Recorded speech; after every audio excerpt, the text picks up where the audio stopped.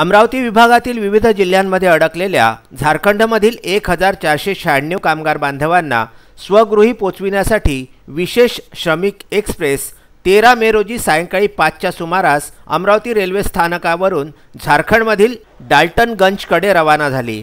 आपल्या घरी परत जाण्याचा आनंद हा मोठा आहे। अनेक दिवसांनंतर ही मंडळी गावी जात असून नातेवाईक व मित्रांना भेटता येणार आहे अशी प्रतिक्रिया यावेळी वेगवेगळ्या नागरिकांनी व्यक्त केली। मैं गढ़वा जिला का रहने वाला हूँ। भनातपुर थाना मेरा घर है। राजकुमार पासवान नाम है मेरा।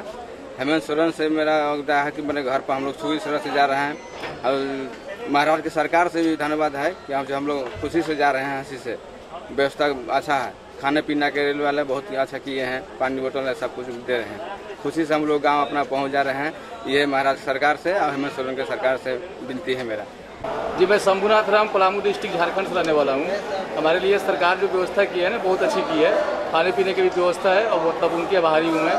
बहुत अच्छी की है झारखंड सरकार और महाराष्ट्र सरकार और केंद्र सरकार को मैं तहे दिल से थैंक यू करना चाहता हूँ कि हम लोगों के लिए इतनी बड़ी व्यवस्था की। बहुत आभार व्यक्त करता हूँ उनके लिए।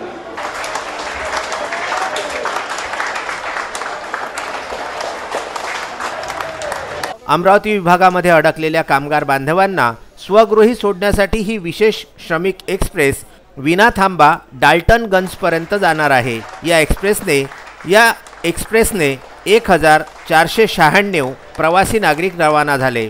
विभागीय आयुक्त पीयूष सिंह, जिल्हाधिकारी शैलेश नवाल, उपजिल्हाधिकारी नरेंद्र फुलझेले, जिल्हा पुरवठा अधिकारी अनिल टाकसाळे यांच्यासह महसूल, रेल्वे, पोलीस प्रशासनाचे अनेक अधिकारी व मान्यवर उपस्थित होते।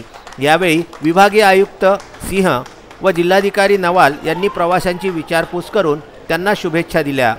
नागरिकांनी सुरक्षित अंतर राखून मास्कचा वापर ठेवून स्वतःसह इतरांनाही सुरक्षित करावे असे आवाहन यावेळी करण्यात आले। रेल्वे स्थानकावर प्रथमतः सर्व प्रवासी नागरिकांची मोफत आरोग्य तपासणी करण्यात आली।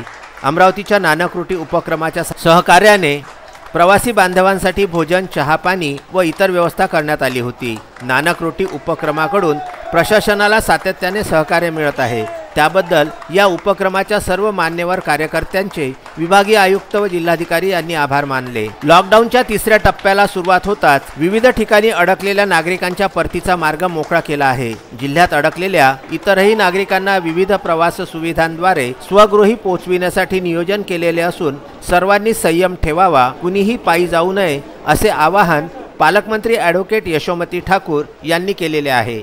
Vidarbha news bureau, Amravati.